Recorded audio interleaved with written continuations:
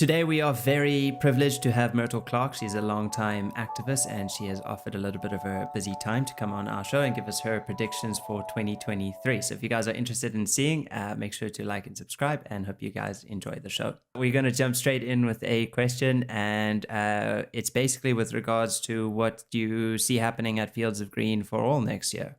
Yes, well, we've actually been going through quite a shake-up this year, and 2022 was certainly the year of the proof of concept, as it were.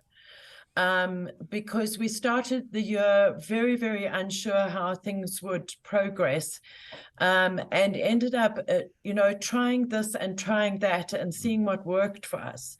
So at the moment, what we're doing is going back over the year and seeing what works and what stands to be really good, big priorities for next year. So obviously the various litigation is always been the center of everything that we do.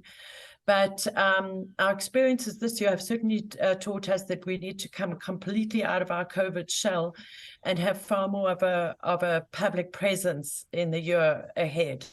So we're looking forward to a little brand spruce up in the new year, and a bit of a new look and feel, which for cannabis makes you creative, so that's something we're super looking forward to, and then also just getting out there more is going to be a priority in 2023. And we have also dubbed, and you at Marijuana SA are the first people to hear this publicly, that we are calling 2023 the year of the OG. So and only because it rhymes. In cannabis circles, we all know what the OG is, the originals. I always think of a joke that Jules used to say when he was in the Navy. He was somewhere in the south of America. The ship had docked and they were all drinking in a bar, and the bar lady came up to them and said, "So where are you all originally from?" I always think, okay, who is originally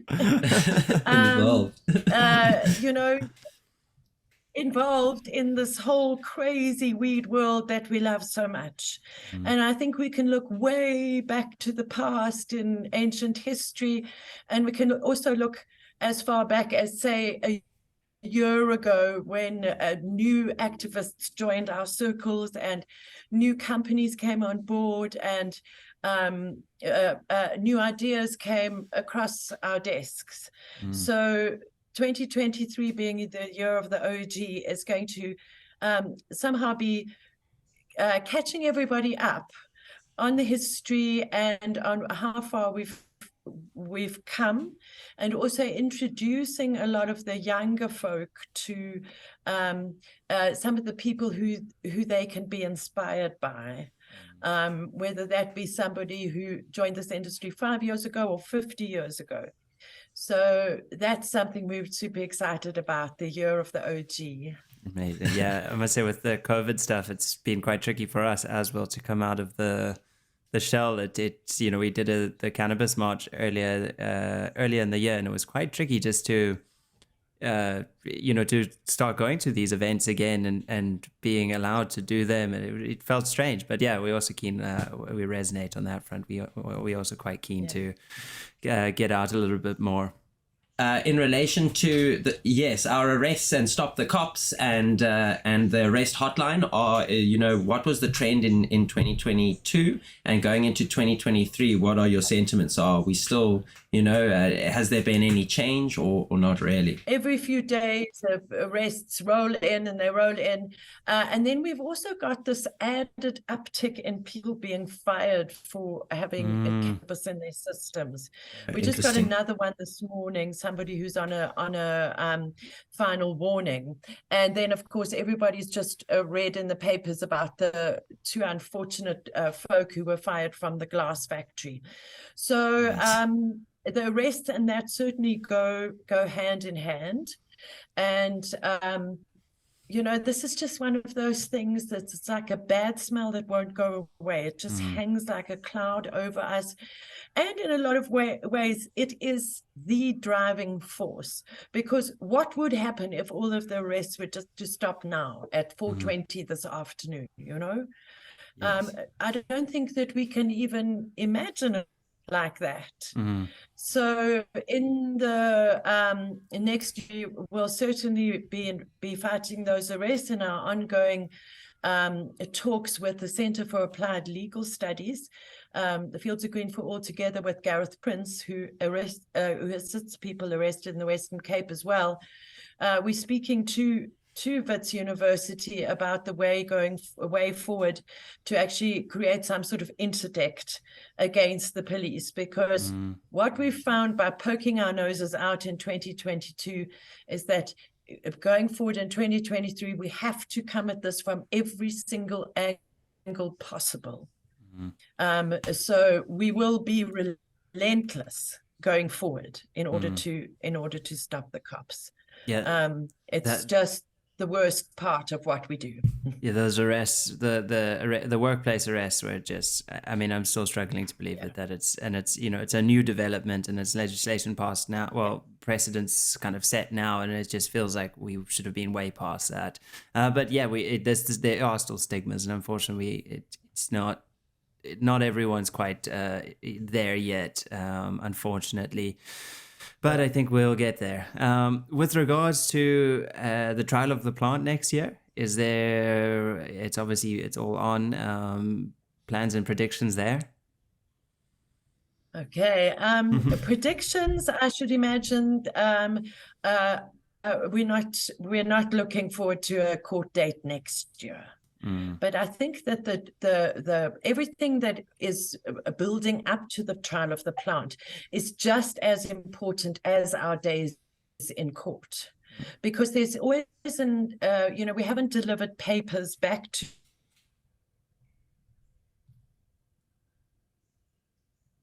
to Russia or something by now.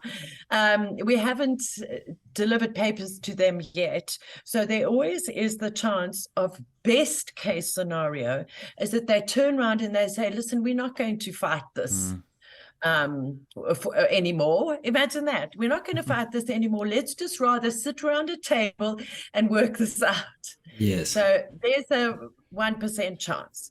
So the trial of the plant will certainly be getting into full swing. And the most important thing around that is to actually raise the money, because everything to do with the trial needs an incredible amount of support. And that doesn't only mean paying the attorneys at Cullinan's and paying counsel. That also means the marketing that goes with it, and everything down to the live streaming costs in the court. And what if you have traveling expenses for expert witnesses, that type of thing. It feels like deja vu again. It feels like, oh my, here we go again, back at square one. But thank goodness we know so much more now than we did then. And we can only be 100% more improved, and prepared, 5 years more prepared than we were last time.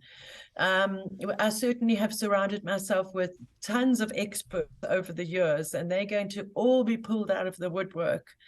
And I think that if the government can maybe see that this formidable force that they are up against, there's a chance we'll get our far-fetched wish that they won't fight us anymore. So that's the trial of the plant.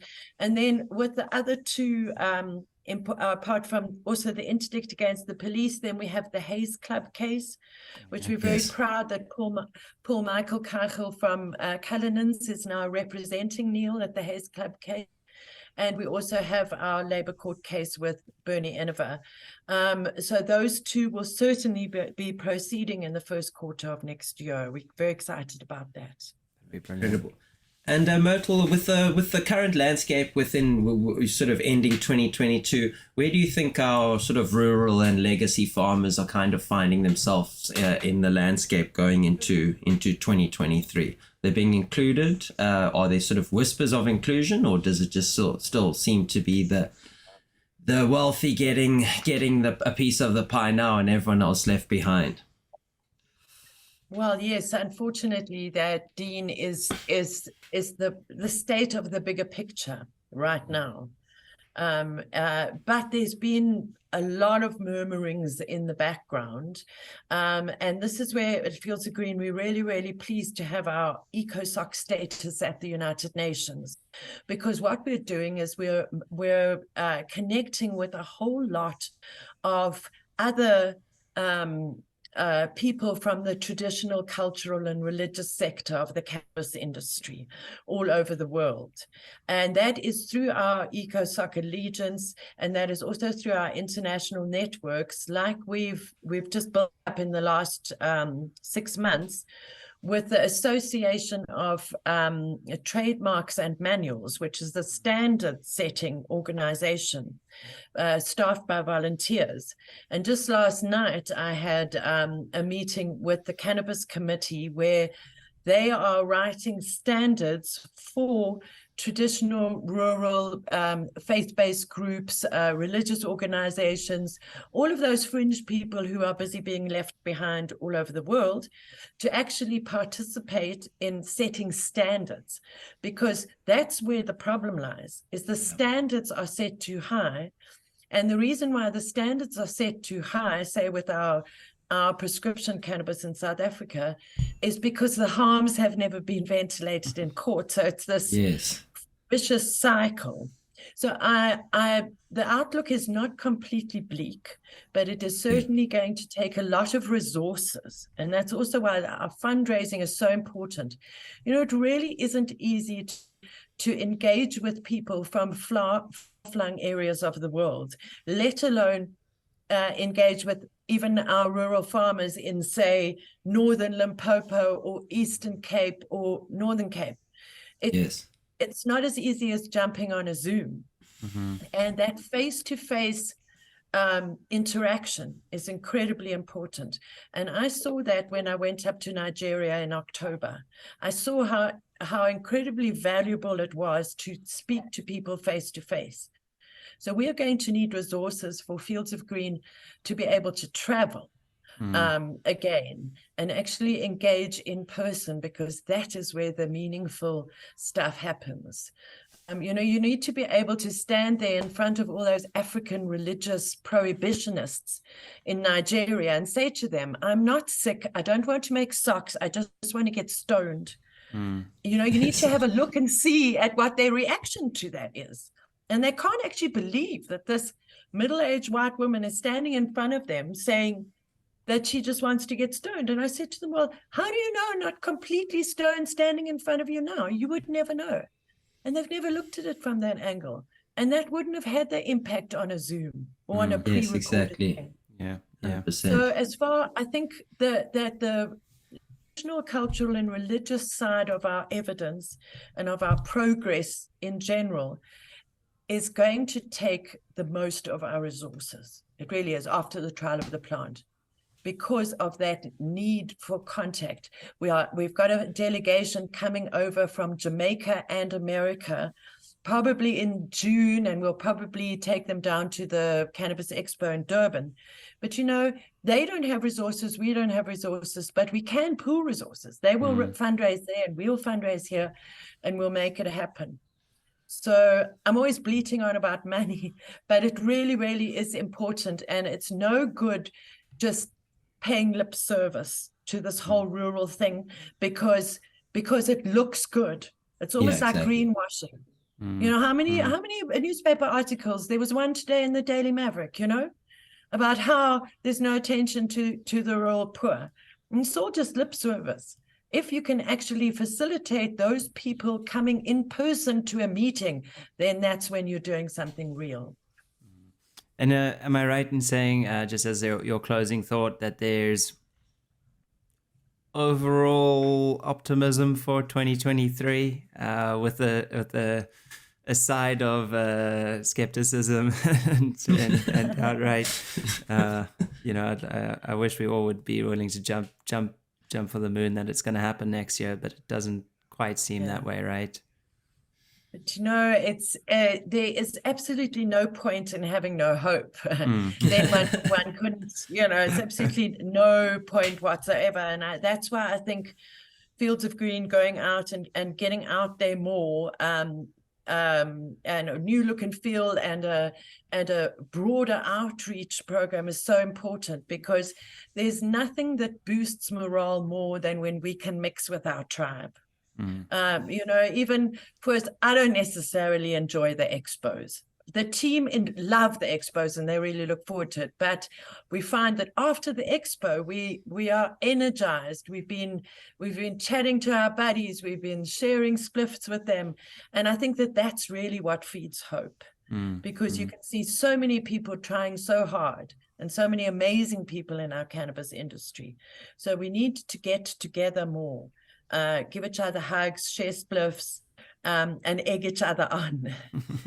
Amazing. Myrtle, thank you so much for your time today and sharing your thoughts. We always do appreciate you coming on, and wish you a very festive and merry holiday season. And we look forward to seeing you again soon. It's always interesting to get the different perspective on the deep end of the work that the Fields of Greenfoot is doing, because it's difficult to know all the moving parts. And, the community, I liked what Myrtle said about, the community getting together and being energized. Like, I think a lot of the reason there's been sort of this loom over the industry is we all got separated during COVID, and you can't really, kind of puts a halter on everything that people are trying to do and movements and stuff like that. And you try as hard as you can online, but sometimes not every, like with the rural farmers Myrtle was talking about, you can't just hop on a Zoom to get the correct information. You need to be out there on the ground sometimes, And I mean, we had during COVID, there was 2 years, no expos, no nothing, no events. Like, remember before expos, it was like the industry was ready to absolutely explode. There was events in Cape Town, like it was just about to happen, speaking, and there was little micro get-togethers everywhere, and then they just like put the fire out with the COVID bomb. And I think now with obviously the war going on and all the commotion and prices going up and inflation, it does seem like a tricky time. And I'm sorry, guys that are listening at home, that we couldn't give you some more optimistic and just say it's gonna be legal next year, it's gonna happen, done. Our work's finished. It's unfortunately not in the government's modus operandi now to just let it fly. They still want control over it. They still want to push their limits. They still want their hands in the pie, before anyone else. They want to make sure that they've got control. That's all about the control. And there is, lobbyists and all of that's going on, like big alcohol, big tobacco, probably all got their eyes on a prize somewhere in cannabis. But yeah, so it does help your guys' support on these shows. Really means the world to us, and we always do appreciate your comments below, and we'll hopefully see you guys in another episode. Peace, guys.